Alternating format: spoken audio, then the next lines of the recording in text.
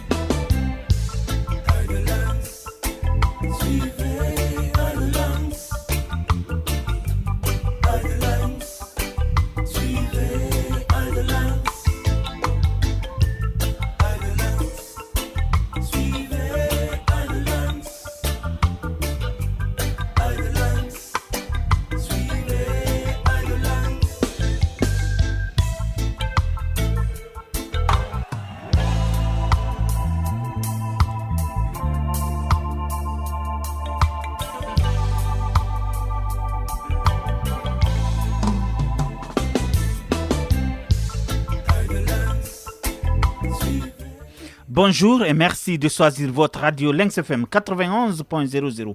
Bienvenue dans Œil de Lynx. Ce vendredi 6 octobre 2017, nous nous intéresserons au Parti démocratique de Guinée PDG.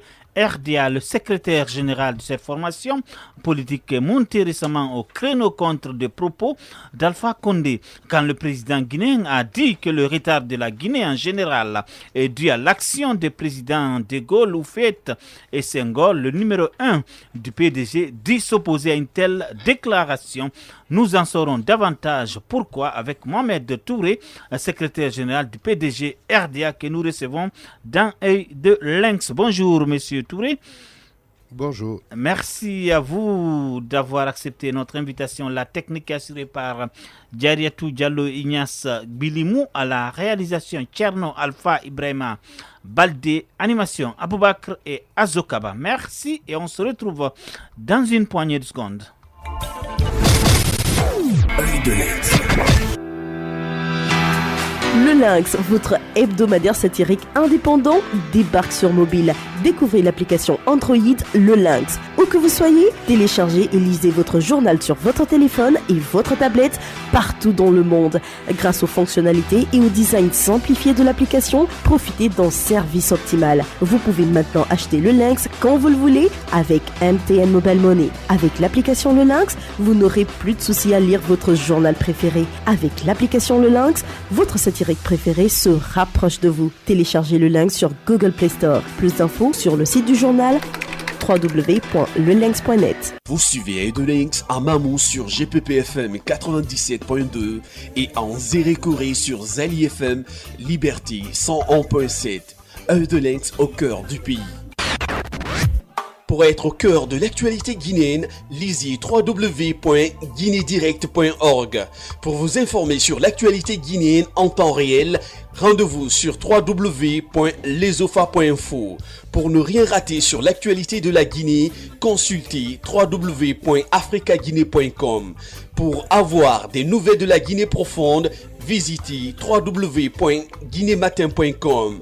Pour vos informations de première minute, lisez www.mediaguinée.com.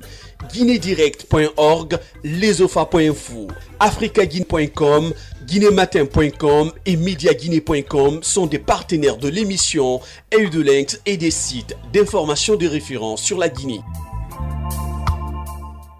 Mohamed Touré, secrétaire général du PDG RDA, est notre invité dans Œil de Lynx. Envoyez-lui vos SMS au 669 911 911 et rejoignez-nous sur facebook.com/Œil de Lynx FM et un peu partout à travers le monde. Vous pouvez nous écouter sur www.lynxfm.net. Aboubak pour commencer. Alors, quel regard portez-vous sur la crise politique en Guinée marquée par ces manifestations de l'opposition républicaine? Merci de m'inviter à nouveau à votre émission.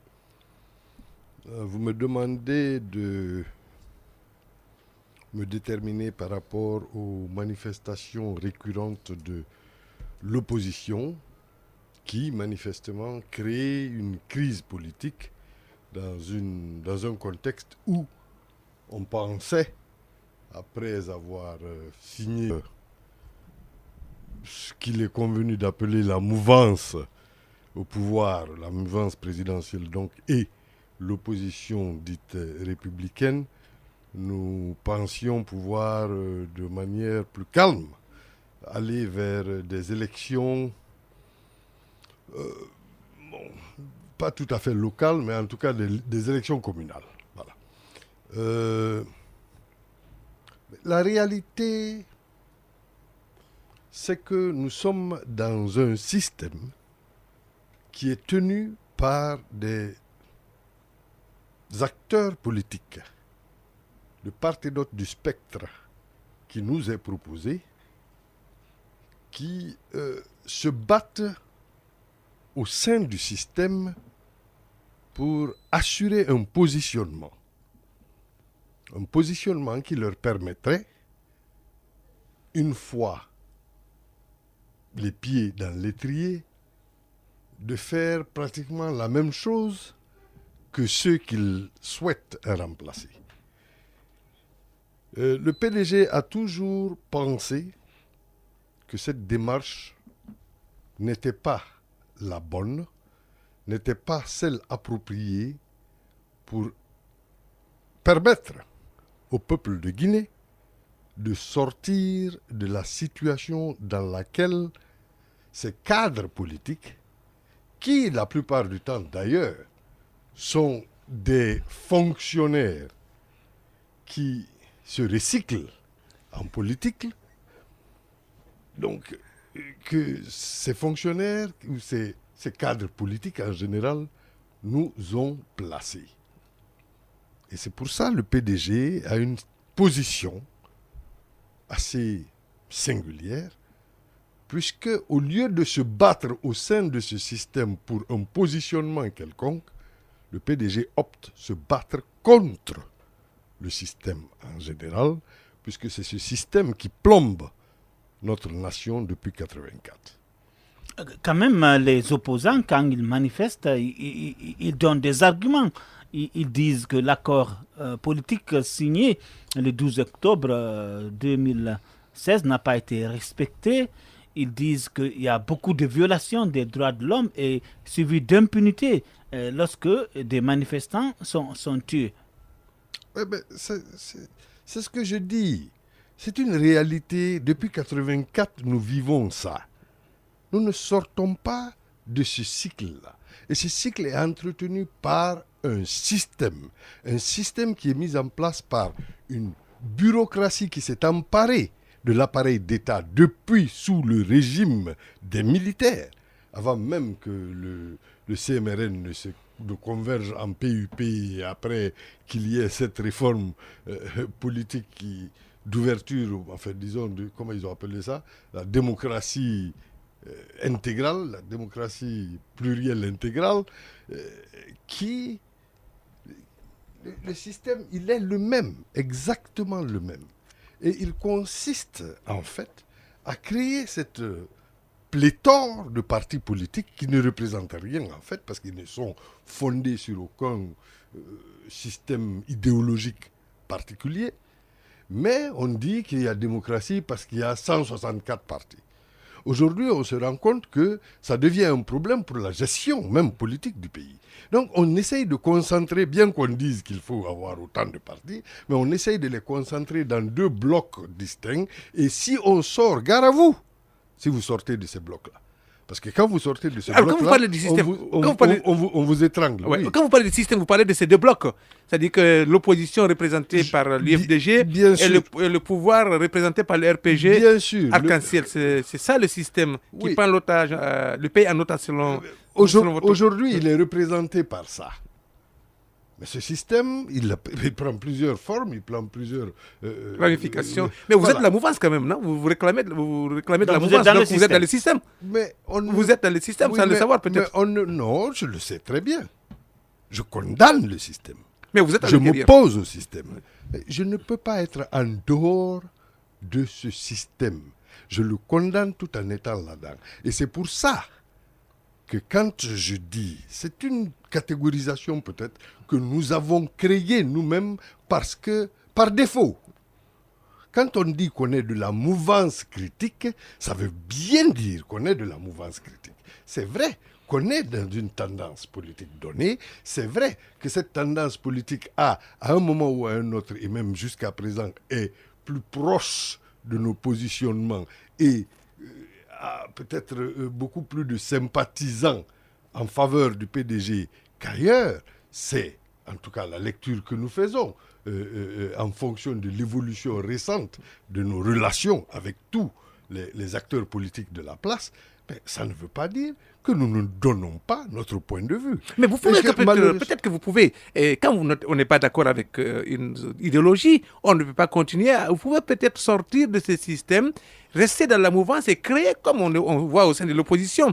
Il y en a qui sont tous opposants, mais qui ne sont plus au sein de l'opposition républicaine. Peut-être que vous pourrez aussi créer une autre, disons, un autre fragment de cette mouvance.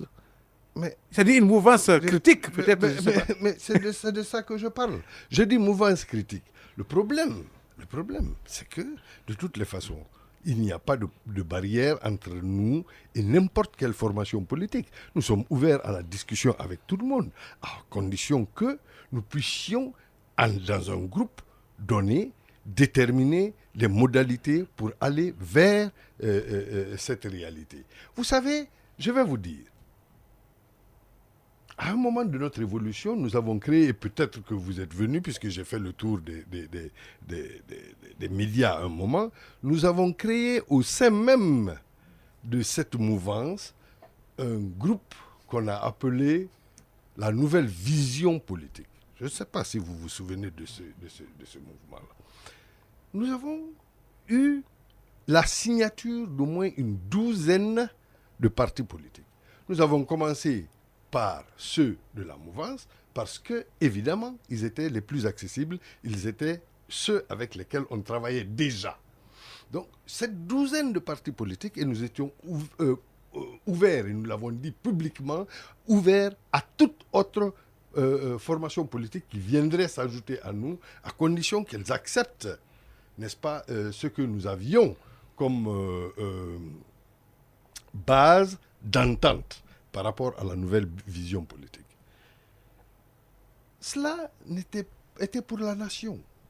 Nous n'étions ni contre, ni pour, mais nous étions une force de proposition et nous nous sommes organisés de telle sorte que les cadres de toutes les formations politiques qui s'étaient jointes à nous pour former la nouvelle vision, que tous ces cadres puissent participer en fonction de leur spécialisation à des groupes de réflexion sectoriels qu'on avait organisés.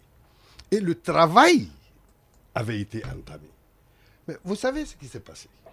Je vais vous raconter. Très simplement. Le pouvoir a décidé que cela pouvait être, je ne sais pas, une menace ou quelque chose, je ne sais pas. En tout cas, une gêne.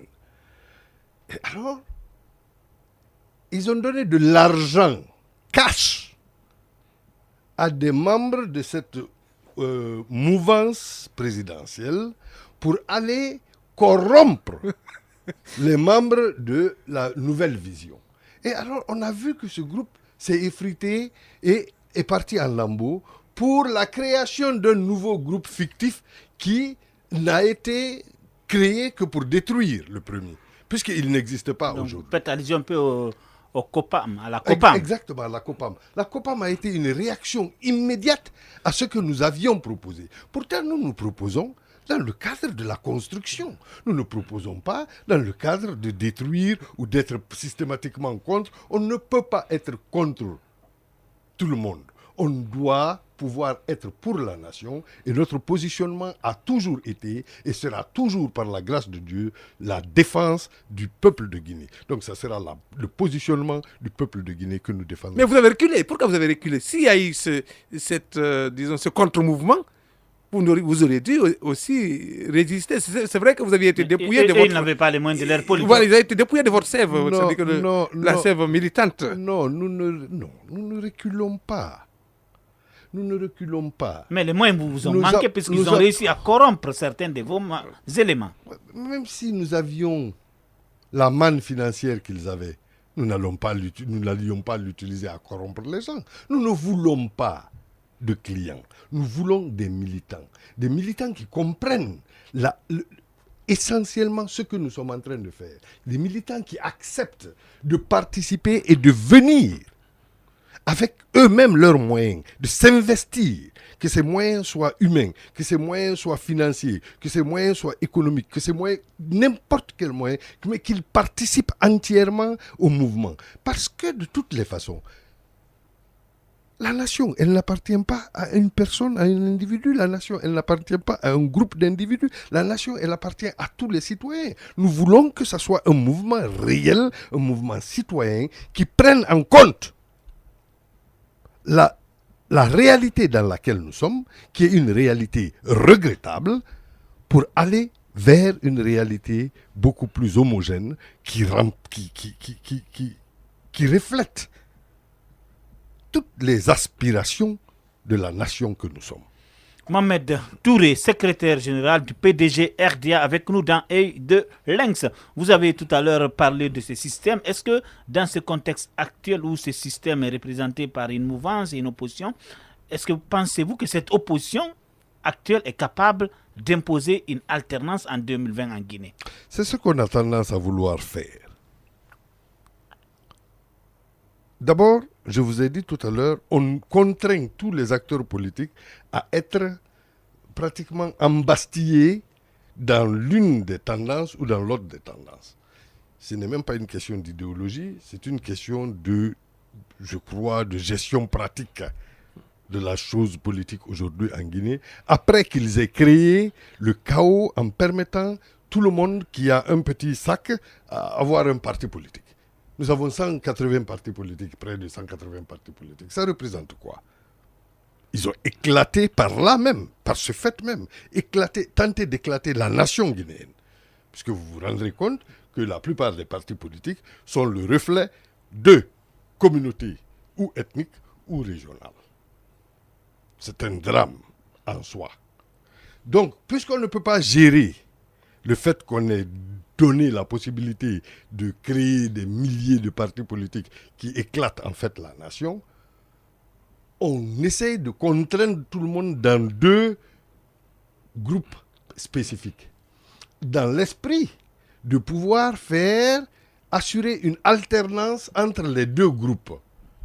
Et on leur confie même des idéologies qui ne sont certainement pas propres à elles, qu'ils vont emprunter ou auxquelles ils vont s'affilier en dehors de la nation guinéenne, en dehors de la nation africaine.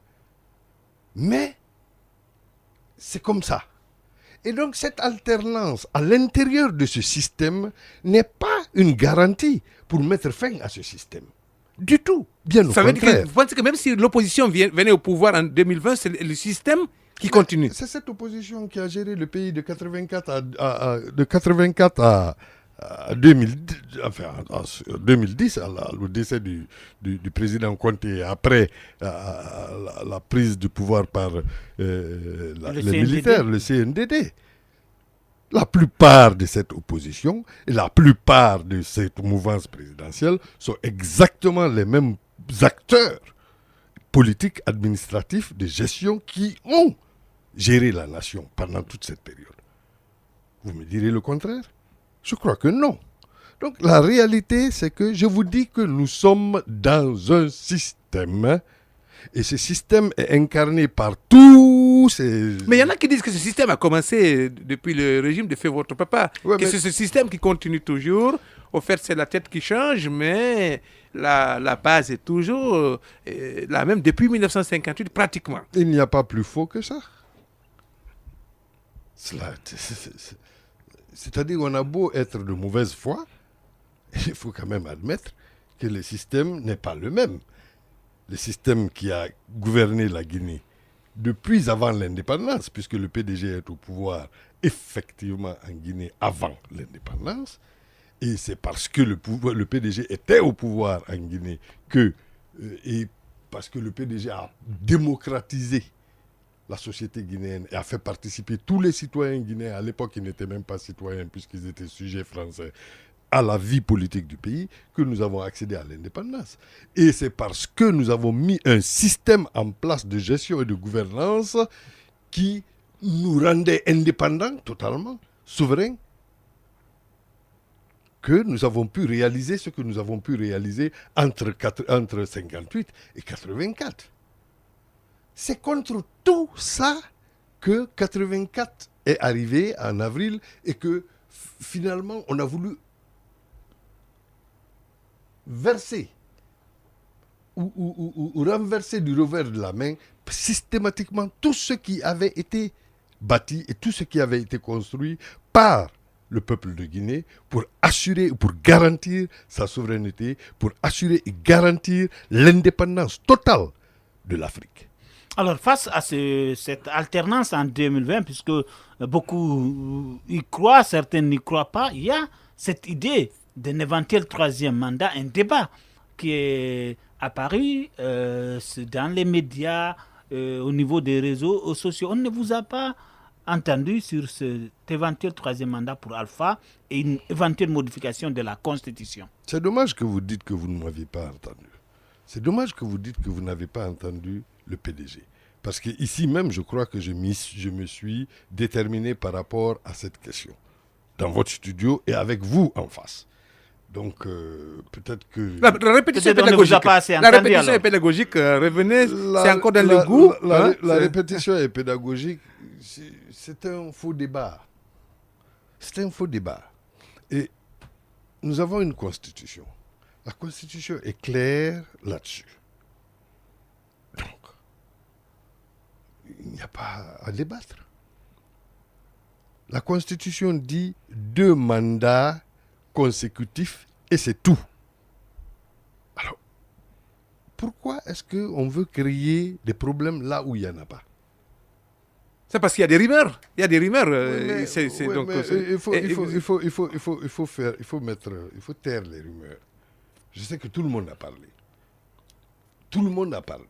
Ceux qui veulent, ceux qui ne veulent pas, etc. L'intéressé, celui qui est le plus déterminant dans la décision, n'a pas dit mot. Et s'il disait mot, quelle va être la position du PDG RDA? Mais la position du PDG RDA, on n'attend pas qu'il dise mot pour avoir une position. Nous avons pris la position, elle est constitutionnelle.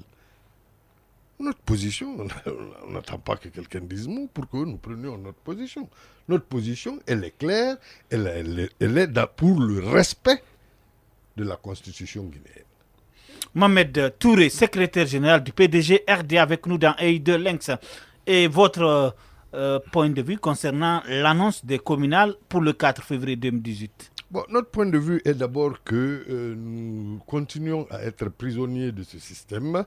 Et c'est ce système qui a mis en place toute une armada pour nous donner un nouveau code électoral qui transforme les donnes systématiquement et qui interdise aux citoyens guinéens l'élection de ses représentants directs au niveau des districts, au niveau des quartiers, au niveau des villages, etc., etc. Pour concentrer toute l'organisation des élections au niveau des communes. Donc, les élections communales, et demander à ce que les représentants de ces communales, de ces communes-là, nomment donc les représentants de l'État comme intermédiaires entre eux et les populations, les représentants de l'État comme intermédiaires entre eux et les populations, mais qui seront nommés par ceux qui seront majoritaires au niveau des communes.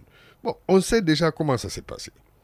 Jusque-là, il y a eu des délégations spéciales qui ont été, au prime abord, monopolisées systématiquement ou qui ont tenté d'être monopolisées systématiquement par le RPG Arc-en-Ciel.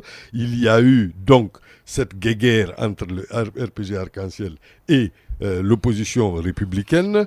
Et donc, un consensus est né de ça pour que les délégations spéciales soient réparties exactement de la même manière au prorata de ceux qui avaient été élus à l'Assemblée. Et cette élection à l'Assemblée, on sait comment elle s'est passée puisque le PDG a subi ce qu'il a subi. Donc, c'est la même logique qui continue. Cette logique de répartition de la nation à ses forces politiques qui ont pris en réalité l'État guinéen et la nation guinéenne en otage. Qu'est-ce qu'il faut-il faire? Parce que vous avez insisté sur ce problème, ce phénomène de système.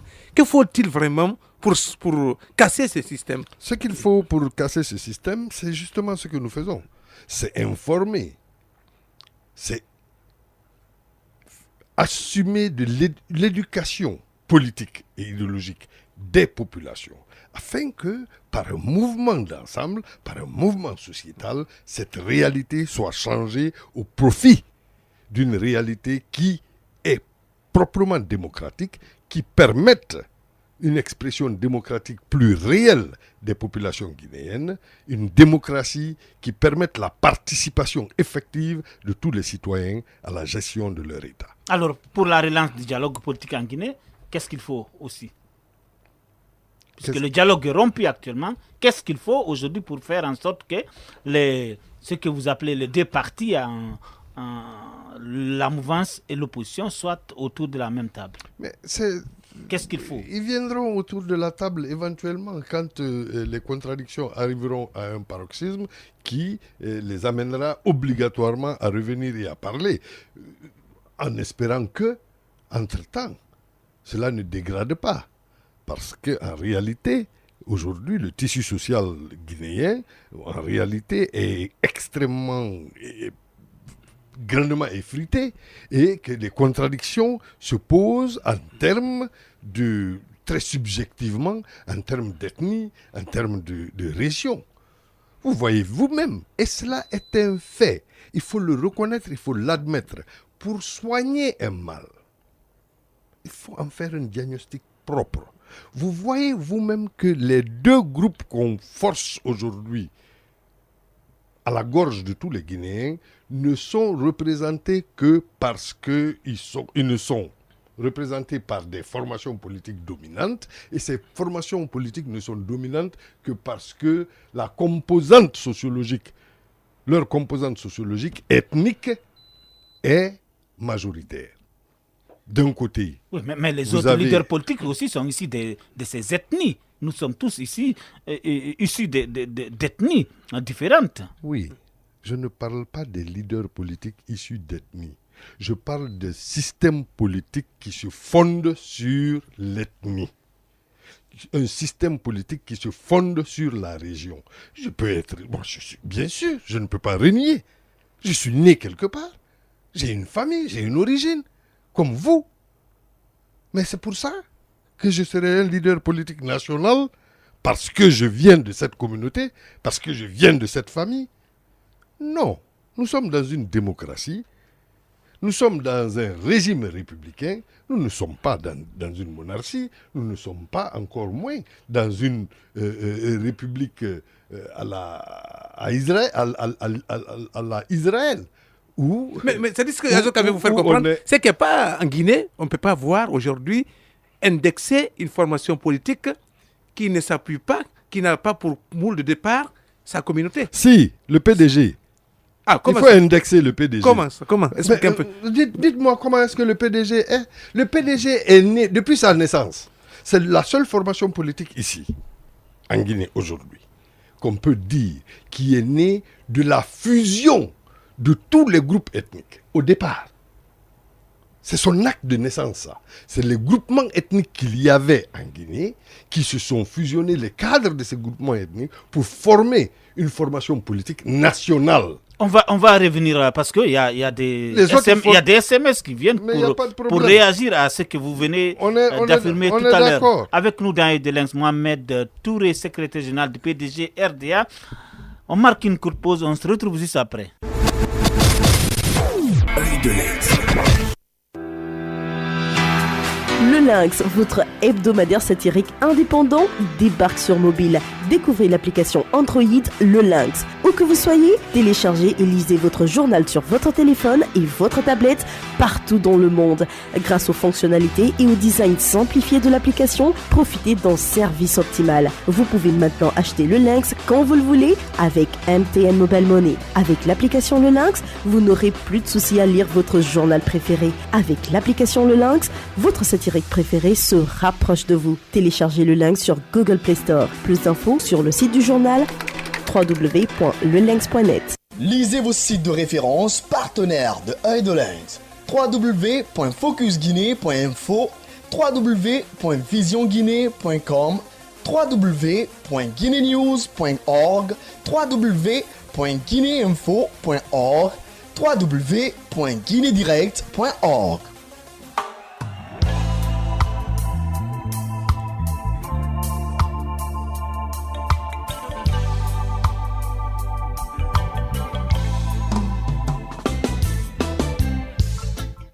Vous êtes sur Lynx FM 91.00. Mohamed Touré, secrétaire général du PDG RDA, est avec nous dans Œil de Lynx. Vous pouvez lui envoyer vos SMS au 669 911 911. Aboubakar. Alors, récemment, vous êtes insurgé contre des propos du président Alpha Condé relatifs au état de la Guinée lorsqu'il a déclaré que c'est De Gaulle, Houphouët-Boigny et Senghor qui sont responsables du mal guinéen. Oui, vous savez, les relations entre le président Alpha Condé et le président Sékou Touré et le PDG d'ailleurs en général sont des relations assez intéressantes. C'est le moins qu'on puisse dire. Bon, je suis flatté, sincèrement, en tant que secrétaire général du Parti démocratique de Guinée, le parti fondateur de la nation guinéenne et de l'État guinéen, de constater que aujourd'hui, le président de la République, M.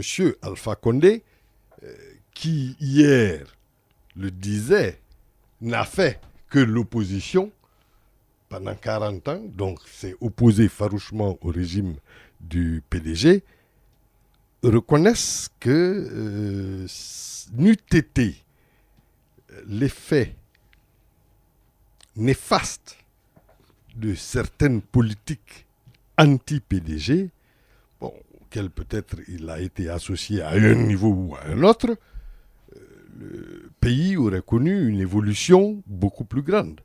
C'est vrai. Et je dirais même que peut-être qu'aujourd'hui nous serions de la catégorie des pays émergents. Quand on compare ce qui a été réalisé dans l'adversité la plus totale à ce qui aurait pu être peut-être réalisé s'il n'y avait pas tant d'adversité. Mais la réalité aussi, c'est que nous n'acceptons pas cette affirmation pour la simple raison, pour deux raisons. La première, c'est qu'en 1984, quand le comité militaire de redressement national s'emparait illégalement du pouvoir par un coup d'État militaire, la situation de l'économie guinéenne n'était pas moribonde. Bien au contraire. Nous avions de quoi nous comparer et de la meilleure manière à toutes les économies, en tout cas de la sous-région, et particulièrement à celles qu'on avait forcées pour éteindre justement la Guinée et l'exemple guinéen en Afrique, l'exemple d'indépendance et de souveraineté totale de la Guinée en Afrique. Donc, pour cette raison, nous disons non. Une autre raison nous amène à dire non, c'est qu'en 1984, franchement, nous avions de très bonnes relations avec la France. Nous avions des relations de coopération dans tous les domaines avec la France. Nous avons d'excellentes relations fraternelles avec la Côte d'Ivoire et avec le Sénégal. Donc, vous voyez que cette interprétation qui veut que le retard de la Guinée, soit le fait de nie automatiquement les efforts que nous avons faits pour arriver à où nous étions. Nous avions plus d'une cinquantaine d'industries réparties également à travers la nation. Nous avions une flotte aérienne et nous avons une éducation au niveau le plus élevé qui soit sur le plan international. Nous avions... Avec les langues nationales, là, avec... Surtout, puisque aujourd'hui on se rend compte que la Guinée était en avance par l'enseignement des langues nationales. Puisque tous les scientifiques disent qu'il est préférable que l'enfant commence par sa langue maternelle et que ça ouvre mieux ses horizons par rapport à toutes sortes de connaissances. Donc, ça veut dire que nous étions en avance sur le plan scientifique et sur le plan pédagogique. C'est la stratégie qui était très mal pensée selon certains. C'est-à-dire que le fait que ce soit toutes les langues dans chaque région naturelle, il fallait peut-être développer une seule langue. Selon certains, vous allez développer une seule langue alors qu'on dit que c'est la langue maternelle qui est porteuse. Alors votre langue maternelle, elle peut ne pas être ma langue maternelle. Pourquoi vous voulez qu'on développe une langue pour priver les autres qui n'ont pas la même langue maternelle que celle qui est développée? Ça représente quoi? C'est-à-dire que l'argument doit être scientifique. Il faut sortir de la passion. La passion n'amène nulle part. Il faut voir les choses de façon objective, de façon réelle et les interpréter conséquemment. On va revenir. C'est vrai que quand on sait que Sékou s'était réconcilié avec Houphouët et Senghor sous la houlette de Tolbert, si j'ai bonne mémoire, d'après ce qui a été écrit, et sous la médiation aussi de Feu Gnassingbé et Adema. Maintenant, et Daouda Diawara, effectivement. Et dans vos propos, tous, vous êtes allés jusqu'à soutenir qu'Alpha et Feu Bamamadou avaient conseillé les putschistes du 3 avril 1984. Est-ce que vous pouvez être un peu plus explicite? Explicite, c'est-à-dire, le président Alpha Condé demandait de lui, au début, avec le comité militaire, il était conseiller. Il avait un passeport diplomatique à cet effet. Il a fait des missions.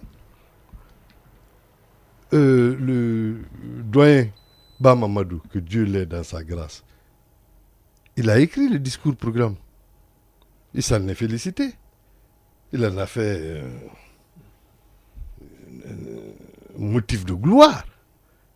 Alors, moi, je ne sais pas comment on peut être plus conseillé que ça. Ce que je dis n'a rien de passionnel. Ce que je dis, c'est les faits que je relate. C'est une réalité. Alors, quand vous dites que les relations Alpha Condé et PDG RDA, c'est des relations intéressantes, qu'est-ce que vous voulez dire par là? Qu'est-ce que vous voulez insinuer par là? Je vais insinuer par là que... Bon, c'est-à-dire que... On a l'impression que chaque fois que la crise est vraiment très grande, au niveau du président de la République, au niveau de son état-major politique, il force des rapprochements avec le PDG. L'histoire du PDG, les faits d'armes du PDG sont cités, etc., etc. Le problème, c'est qu'on ne construit pas un système de gouvernance par déclaration seulement, en citant. On met en place des structures fondamentales qui permettent d'aboutir à des résultats prédéterminés. C'est comme ça. Et donc, citer les faits d'armes du PDG, c'est une chose. Mais mettre en place les conditions que le PDG a créées avec le peuple de Guinée pour que ces réalités soient, c'est une autre chose. Donc, quand je dis que nos relations sont intéressantes, c'est à plusieurs niveaux. Bon, permettez-moi de ne pas... Non, peut-être parce qu'il insiste. Il de ne insiste pas comme faire ça. des révélations. Ouais, de m'arrêter à ça, oui. Ça suffit. Mais si souvent il s'en prend au PDG RDA, c'est d'abord parce qu'il a été, selon ce qu'on a lu, il a été condamné à mort par le régime de feu votre papa. Et puis, après 1984, il y a bien eu d'abord l'armée qui a pris le pouvoir avant que lui n'arrive en 2010. Donc, il n'est pas comptable. Il considère qu'il n'est pas comptable de ce retard de la Guinée depuis les indépendances jusqu'en 1984.